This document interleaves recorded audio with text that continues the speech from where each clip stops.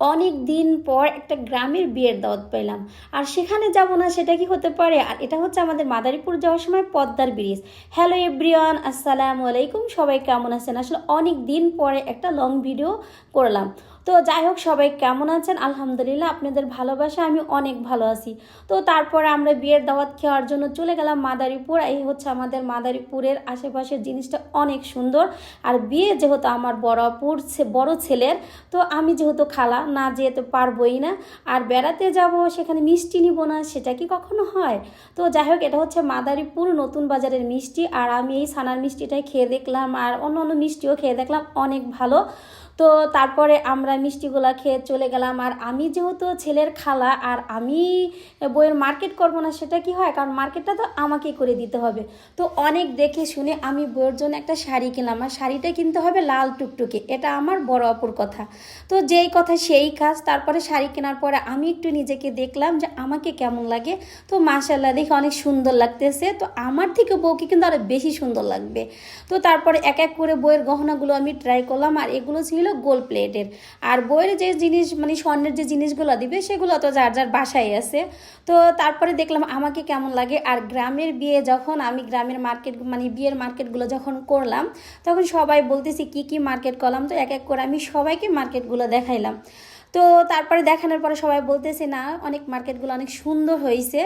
তো যাই হোক, আসলে খালা হওয়া অনেক বড় একটা বিশাল দায়িত্বের ব্যাপার। আর গ্রামের বিয়েতে মানে এরকম করেই মানে তেলই দেওয়ার জন্য নেয়। তো যাই হোক, আসলে অনেক মজা মাস্তি। আর গ্রামের বিয়েতে কিন্তু কালি দেওয়া বলেন, রং দেওয়া বলেন, কাদামাটি খেলা বলেন, মানে সব কিছু একটু অন্যরকম। আর আমাদের শহরের বিয়েতে কিন্তু আসলে এত আনন্দ খুঁজে পাওয়া যায় না। আর গ্রামের বিয়েতে সবাই একজোটে একভাবে থাকে। আসলে এখানে মান অভিমান না যে সবাই সবার সাথে অনেক দুষ্টুমি করে। তো এটাই হচ্ছে বিয়ের একটা আনন্দ। আর এ হচ্ছে আমার খালা। খালাকে দেখেন কালি দিয়ে সবাই ভূত বানাইছে। খালাকে কিন্তু মাশাআল্লাহ কালি দেওয়ার পর অনেক সুন্দর লাগতেছে। তো যাই হোক, সবাই এরকম করে মজা করতেছে। আর এটা হচ্ছে আমার আপুর বড় ছেলে। আর এই যে আসতেছে হচ্ছে আমার আপুর ছোট ছেলে, ও বাহিরে থেকে আসছে, যার কারণে বিয়েটা অনেক তাড়াহুড়া করে হইতেছে। তারপর অবশেষে বরকে রেডি করলাম।